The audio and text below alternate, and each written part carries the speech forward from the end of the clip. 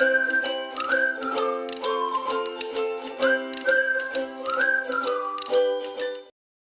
And welcome students. इस video में हम लोग पढ़ेंगे सीजी बोर्ड क्लास 8 साइंस के chapter 13 food production and management की एक्सरसाइज सॉल्यूशंस को।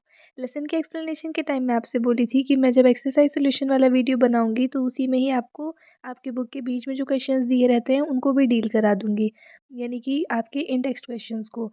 तो इन टेक्स्ट क्वेश्चन जैसे पेज नंबर 149 में जो दिया था, पहले वहाँ से स्टार्ट करते हैं। यहाँ पे क्वेश्चन पूछा है, can you say that Ipomoea or some weeds grown in some places is said to be crop, give reasons। तो इपोमिया एक टाइप का ये वीड है। क्वेश्चन में बोल रहा है कि क्या इस वीड को या फिर इसके जैसे दूसरे वीड्स जो कि किसी पर्टिकुलर प्लेस में ग्रो होते हैं, क्या उसको क्रॉप बोल सकते हैं। हाँ या ना में आंसर रहेगा और साथ में रीज़न भी देना है कि क्यों।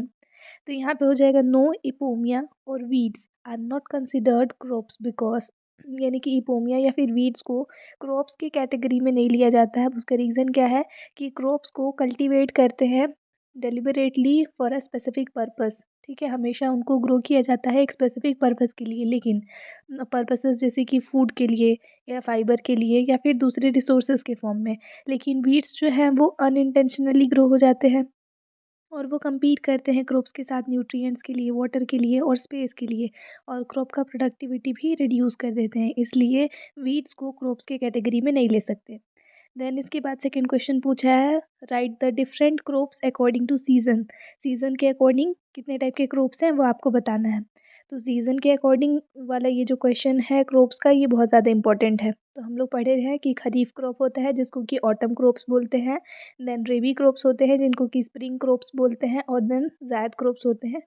अब ये क्या क्या है, तो इसमें आपको सिर्फ एग्जांपल्स देने हैं, लेकिन लेसन में हम लोग इसको डिटेल में पूरा डील किए थे कि कैसे इनको कौन से मंथ में सो किया जाता है और कौन से मंथ में रीप किया जाता है। तो वो सारी चीज़ों को भी आपको पढ़ना है। फिलहाल इस क्वेश्चन में जितना पूछा है उसके अकॉर्डिंग ये आंसर है, लेकिन आपको क्या करना है, इनका सोइंग और रीपिंग सीजन भी पढ़ना है। तो खरीफ क्रॉप के एग्जाम्पल में पैडी, मेज़, ग्रीन ग्राम जिसको कि मूंग बोलते हैं, ब्लैक ग्राम जिसको उड़द बोलते हैं, then jowar, millet, sugarcane and cotton है। आप यहाँ से 2-3 एग्जाम्पल्स याद कर लेना। देन रेबी क्रॉप्स में वीट है, बंगाल ग्राम है, mustard, barley, lentils, pigeon pea जिसको कि अरहर बोलते हैं, और लिनसीड्स।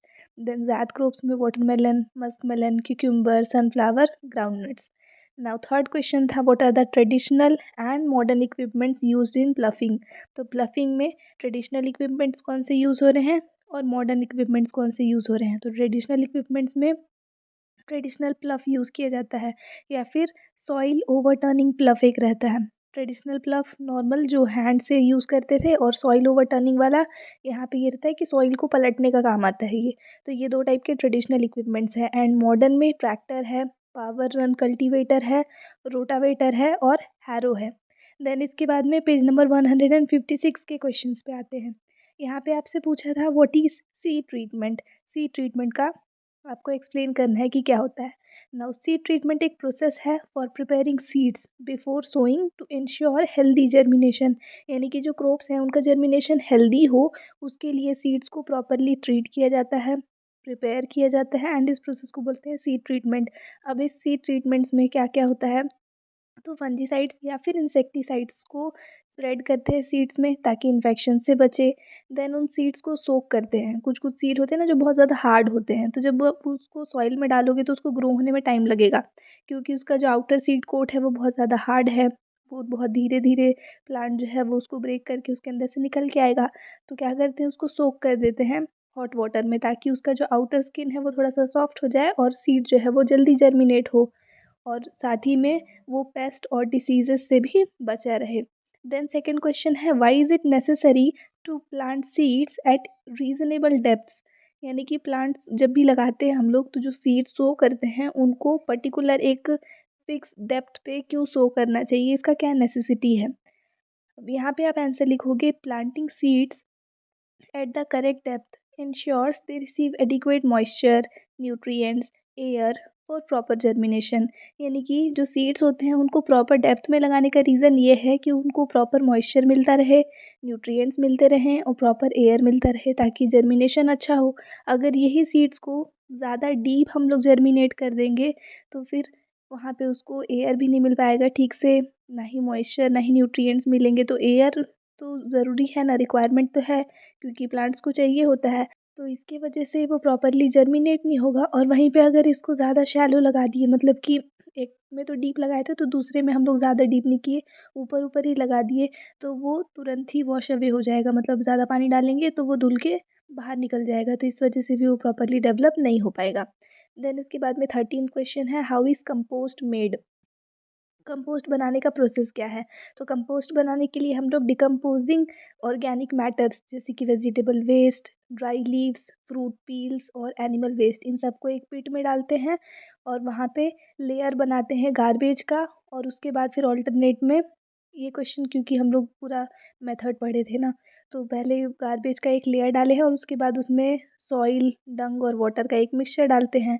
देन उस पिट में ऐसा ही करते करते बहुत सारा लेयर बनाते हैं और उसके बाद उसको 3 to 4 मंथ के लिए छोड़ देते हैं। और उसके बाद एक न्यूट्रिएंट रिच ब्लैक कलर का कंपोस्ट जो है वो उसके अंदर बन जाता है, जिसको कि मैन्योर के फॉर्म में यूज़ किया जा सकता है। देन एक क्वेश्चन है, why is earthworm called farmers friend. ये भी इंपॉर्टेंट क्वेश्चन है कि अर्थवर्म को फार्मर्स फ्रेंड क्यों बोलते हैं। रीजनिंग टाइप से ये क्वेश्चन आपसे पूछ सकते हैं।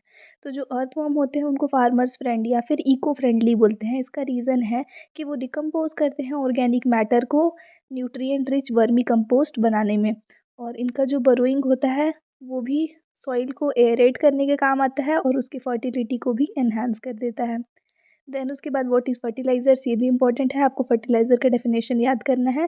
Fertilisers are chemical substances containing essential nutrients like nitrogen, phosphorus and potassium that are added to the soil to improve plant growth and crop yield.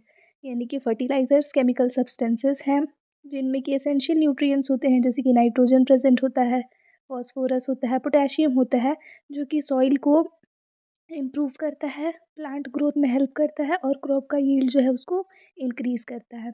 Then इसके बाद 6 question, why is irrigation necessary for crops. Crops के लिए irrigation क्यों necessary है। तो irrigation क्या करता है, वाटर प्रोवाइड करता है क्रॉप्स को, जिसके वजह से प्रॉपर एब्जॉर्प्शन हो पाता है मिनरल्स का और फोटोसिंथेसिस कैरी आउट कर पाते हैं प्लांट्स।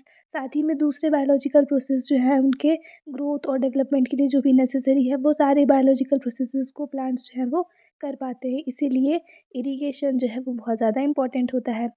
7th क्वेश्चन है, what are the new irrigation techniques. क्या क्या न्यू इरिगेशन टेक्निक्स हैं, ये भी इंपॉर्टेंट क्वेश्चन है। मैं जो आप लोग को मॉडल क्वेश्चन पेपर्स बना करके दी हूँ उसमें भी ये क्वेश्चन आपसे पूछा था। तो न्यू इरिगेशन टेक्निक में दो है, एक तो स्प्रिंकलर इरिगेशन, दूसरा ड्रिप इरिगेशन। तो जो वाटर है उसको इवनली डिस्ट्रीब्यूट किया जाता है हर एक क्रॉप के पास यूजिंग स्प्रिंकलर्स। इसी को ही बोलते हैं स्प्रिंकलर इरिगेशन, जो कि बिल्कुल रेन के जैसा लगेगा। और ड्रिप इरिगेशन में वाटर को डायरेक्टली रूट्स में डिलीवर किया जाता है हर एक प्लांट के स्मॉल स्मॉल ड्रॉप्स के फॉर्म में, जो कि पाइप से होते हुए जाता है, जिसकी वजह से वाटर का जो वेस्टेज है ना वो बहुत कम होता है। तो ये दो इम्पॉर्टेंट और न्यू टेक्निक्स हैं इरिगेशन के। देन लास्ट क्वेश्चन है उस पेज का, कैन वी प्लांट और grow grains and goats in same field, explain giving reasons. तो क्या हम लोग ग्रेन्स को और गोट्स को सेम ही फील्ड में लगा सकते हैं, येस और नो, एंड इसका रीज़न। तो येस, हम लोग ग्रेन्स और गोट्स को सेम फील्ड में लगा सकते हैं मिक्स्ड क्रॉपिंग के हेल्प से, या फिर जिसको इंटर क्रॉपिंग भी बोलते हैं। इसके वजह से जो सॉइल है ना उसका बेटर यूटिलाइजेशन भी होता है, न्यूट्रिएंट्स का भी यूटिलाइजेशन होता है, स्पेस भी यूटिलाइज होता है। और साथ ही में रिस्क भी कम हो जाता है पेस्ट या फिर डिजीज़ का, क्योंकि जो डिफरेंट क्रॉप्स होते हैं उनका डिफरेंट रिक्वायरमेंट होता है और उसकी वजह से ही वो पेस्ट रेजिस्टेंट हो जाते हैं। नाउ पेज नंबर 116 के जो क्वेश्चंस हैं, why do fruits and vegetables spoil faster in summer and remain fresh more time in winter. तो ऐसा क्यों होता है कि जो भी फ्रूट्स एंड वेजिटेबल्स हम मार्केट से लेकर के आते हैं वो समर सीज़न में जल्दी स्पॉइल हो जाते हैं और वही विंटर सीज़न में वो फ्रेश रहते हैं। Now, fruits and vegetables spoil faster in summer due to higher temperature, summer में क्या होता है टेम्परेचर ज़्यादा होता है, जिसकी वजह से जो भी माइक्रो ऑर्गेनिजम्स होते हैं लाइक बैक्टीरिया और फंगी, इनका जो ग्रोथ होता है वो बहुत ज़्यादा रैपिड हो जाता है। और वहीं विंटर सीजन में टेम्परेचर कम रहता है, जिसकी वजह से यही सारे माइक्रोब्स का जो माइक्रोबियल एक्टिविटी है यानी कि इनका जो ग्रोथ है वो स्लो डाउन हो जाता है, जिसकी वजह से अब क्या होगा कि जो भी फ्रूट्स या वेजिटेबल्स हम लोग लाए हैं वो लॉन्गर ड्यूरेशन के लिए यहाँ पे फ्रेश रहेंगे। इसके बाद नेक्स्ट आते हैं अब सेकेंड क्वेश्चन में, what are weeds, why is weed control necessary. तो वीड्स क्या है वो बताना है और वीड कंट्रोल क्यों ज़रूरी है वो आपको बताना है। नाउ वीड्स क्या होते हैं, वो अनवांटेड प्लांट्स होते हैं जो कि ग्रो होते हैं क्रॉप्स के आसपास और compete करते हैं प्लांट के साथ में न्यूट्रिएंट्स के लिए, वाटर के लिए, सनलाइट के लिए और स्पेस के लिए। नाउ वीड कंट्रोल नेसेसरी है बिकॉज वीड जो है वो हिंडर करते हैं क्रॉप्स के प्रॉपर ग्रोथ को, यानी कि रोकते हैं। इसके बाद सेकेंड पॉइंट है कि वो रिड्यूस करते हैं क्रॉप के क्वालिटी को और यील्ड को भी, मतलब कि कम प्रोडक्शन होगा। कुछ वीड्स होते हैं जो कि पॉइजनस भी होते हैं, तो एनिमल्स या फिर ह्यूमन बींग्स के लिए वो पॉइजनस है, तो उन लोग अगर गलती से भी कंज्यूम कर लिए तो वो बहुत ज़्यादा फैटल हो सकता है। नाउ वीड्स जो है वो हार्वेस्टिंग में भी डिफ़िकल्टी क्रिएट करते हैं, तो ये कुछ रीज़न्स हैं जिसकी वजह से वीड्स को कंट्रोल करना चाहिए। देन आते हैं थर्ड क्वेश्चन में, यहाँ पे आपसे पूछा है how can you protect your crops from paste. आप अपने क्रॉप्स को पेस्ट से कैसे बचा सकते हैं, मतलब जो भी अनवांटेड जर्म्स होते हैं उनसे कैसे प्रोटेक्ट कर सकते हैं। तो फॉलोइंग मेथड्स हम लोग यूज़ कर सकते हैं क्रॉप्स को पेस्ट से प्रोटेक्ट करने के लिए। फर्स्ट हो जाएगा फेंसिंग कर सकते हैं फील्ड का, ताकि एनिमल ग्रेजिंग ना हो। उसके बाद हम लोग स्प्रे क्रॉस लगा सकते हैं, वो क्या करेंगे यहाँ पे साउंड प्रोड्यूस करते रहें ताकि बर्ड्स जो है वो दूर रहे। देन उसके बाद में पेस्टिसाइड्स स्प्रे कर सकते हैं, फंगीसाइड्स स्प्रे कर सकते हैं एंड इंसेक्टिसाइड्स स्प्रे कर सकते हैं। ये पेस्ट को किल करेगा, ये फंगस को और ये इंसेक्ट्स को। देन इसके बाद में दूसरे बायोलॉजिकल मेथड्स जैसे कि प्रीडेटर्स को इंट्रोड्यूस करना या फिर पैरासाइट्स को, ताकि पेस्ट कंट्रोल हो। और साथ ही में क्रॉप रोटेशन और मिक्स्ड क्रॉपिंग कर सकते हैं, इसकी वजह से भी पेस्ट जो है वो रिड्यूस हो जाते हैं। तो ये सारे मेथड्स हैं क्रॉप को पेस्ट से बचाने के लिए। ये आपके बुक में अलग से पूरा एक पेज पूरा फिल्ड था इससे, तो वहाँ पे आपको बहुत सारा पॉइंट मिल भी जाएगा। देन बस वो था कि वो लेंदी था, तो मैं उसको शॉर्ट करके यहाँ पे दी हूँ। फोर्थ क्वेश्चन है for which work the combine harvester is used. तो यहाँ पे पूछ रहा है कि कौन से काम के लिए कंबाइन हार्वेस्टर का यूज़ किया जाता है। तो जैसे नेम दिया है ना कंबाइन, तो ये कॉम्बिनेशन का ही काम करता है, मतलब दो काम एक साथ ही कर लेता है, यानी कि रीपिंग और थ्रेशिंग, ये दोनों ही चीज़ें हार्वेस्टर जो है वो एक ही साथ में यूज़ हो जाता है। जैसे कि व्हीट और राइस, इन सब के लिए हार्वेस्टर यूज़ किया जाता है for both reaping and threshing. Then fifth question है how are crop products stored, यानी कि जो भी क्रॉप के प्रोडक्ट्स बन रहे हैं उनको स्टोर कैसे किया जाता है। तो crop products are stored as follows. First point, जो ग्रेन्स होते हैं उनको सैक में या बिन्स में या गोडाउंस में या वेयर हाउस में या फिर सीलोज में स्टोर किया जाता है। देन इसके बाद में कोल्ड स्टोरेज का यूज़ करते हैं, ताकि जो भी प्रोडक्ट्स हैं जैसे कि फ्रूट्स, वेजिटेबल्स और डेयरी प्रोडक्ट्स हैं जो कि ख़राब हो सकते हैं, उन सब चीज़ों को ज़्यादा टाइम तक प्रिजर्व कर सकें।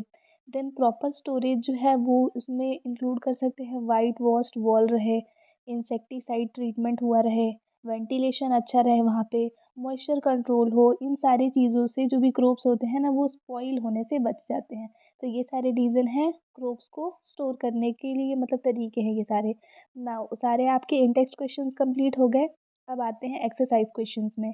एक्सरसाइज क्वेश्चन में सबसे पहले है चूज़ द करेक्ट ऑल्टरनेटिव्स। तो फर्स्ट क्वेश्चन है इनक्यूबेटर्स आर यूज्ड इन, ये हम लोग पढ़े थे कि इनक्यूबेटर्स जो है उनका यूज़ करते हैं पोल्ट्री में यहाँ पे। तो आपका आंसर हो जाएगा option C, in poultry.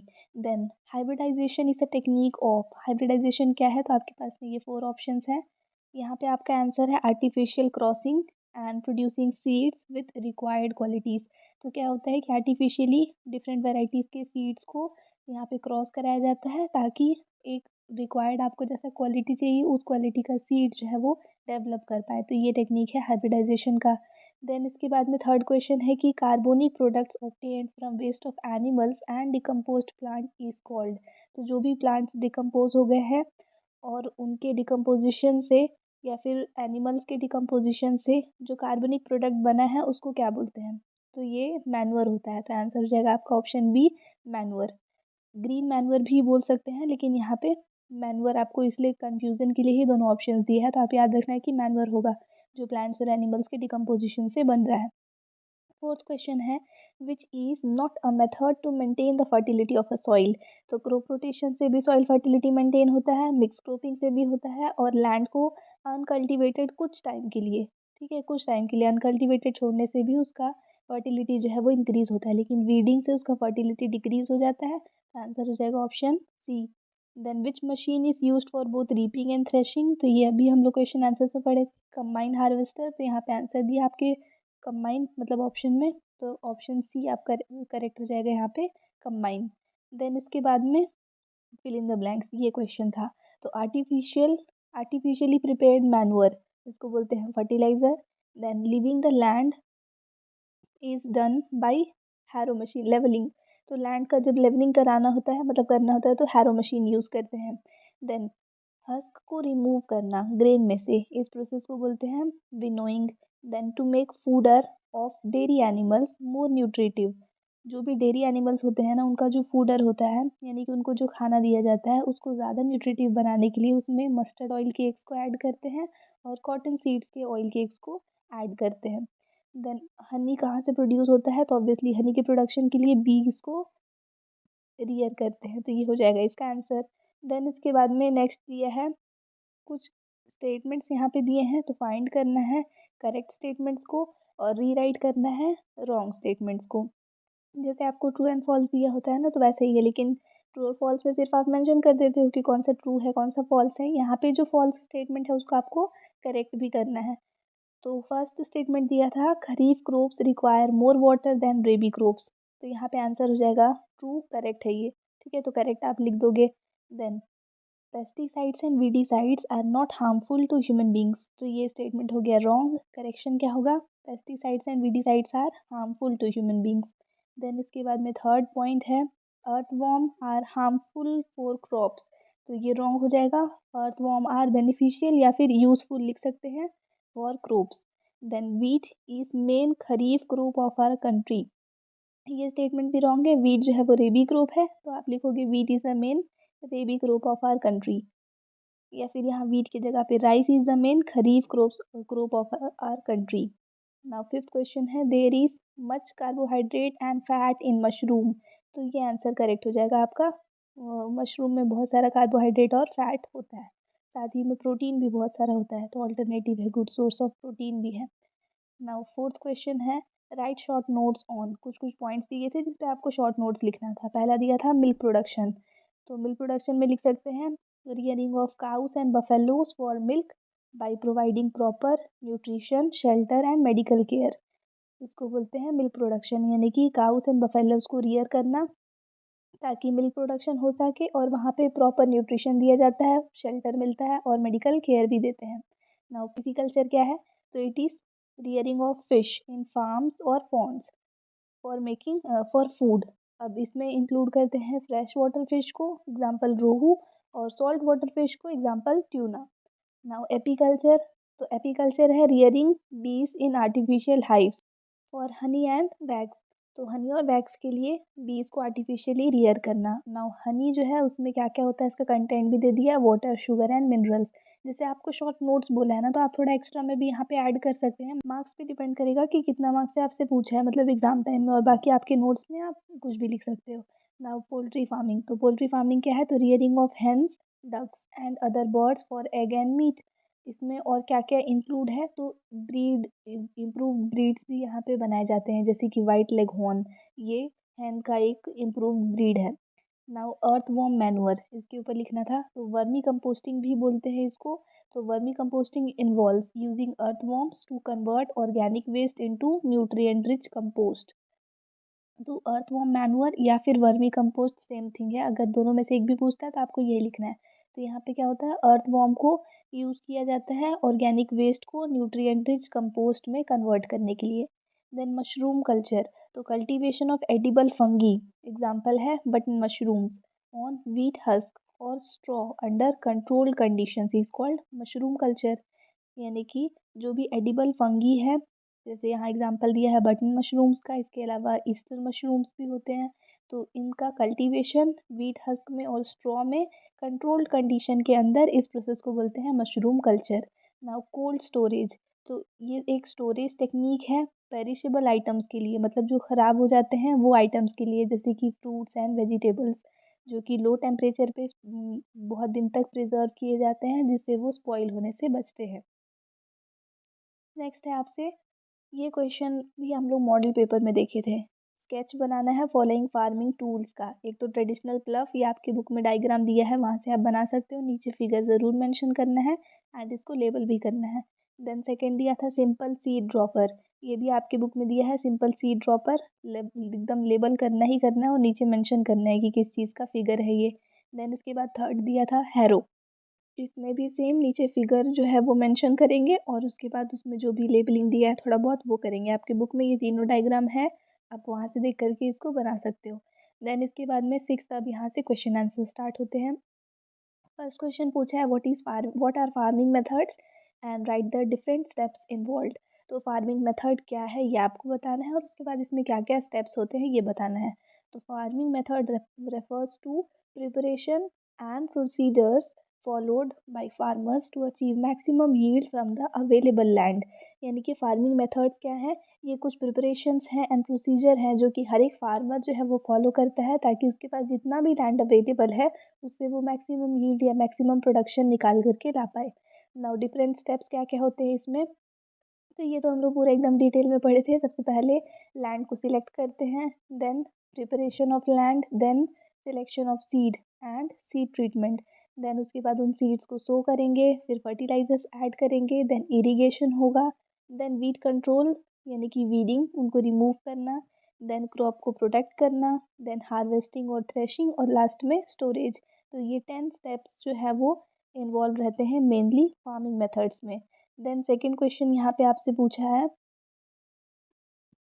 You want to produce a legume crop in your school garden, what steps would you follow.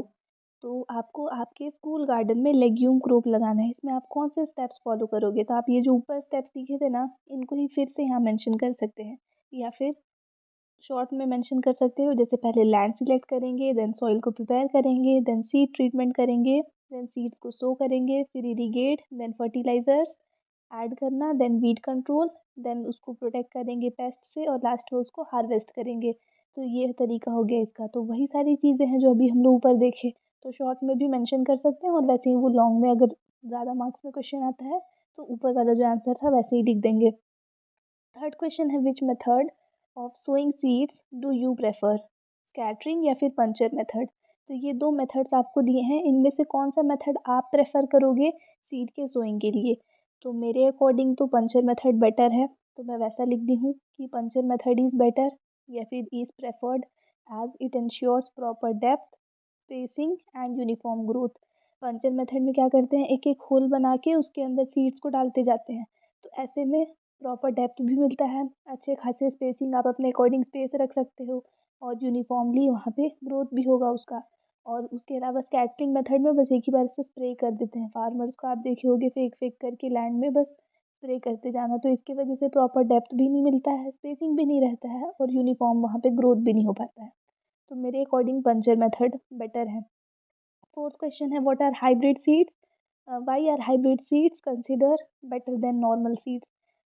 Hybrid seed को नॉर्मल सीड में के कंपैरिजन में बेटर क्यों कंसीडर किया जाता है। तो जो हाइब्रिड सीड्स होते हैं ना वो ज़्यादा यील्ड देते हैं, मतलब प्रोडक्शन ज़्यादा होता है, वो डिजीज़ रेजिस्टेंट होते हैं और वो फास्टली ग्रो होते हैं, इसलिए उनको नॉर्मल सीड्स के कंपैरिजन में बेटर कंसीडर किया जाता है।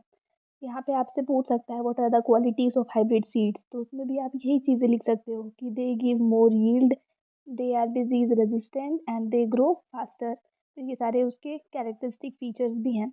नाउ फिफ्थ क्वेश्चन है, write the names of crop sown by planting method. तो प्लांटिंग मेथड से कौन से क्रॉप्स लगाए जाते हैं उसका कुछ कुछ नेम्स यहाँ पे पूछा है। तो वहाँ पे पैडी है, अनियन है, टोमेटोस है, चिलीज, कैबेज एंड ब्रिंजल, ये आप लिख सकते हो।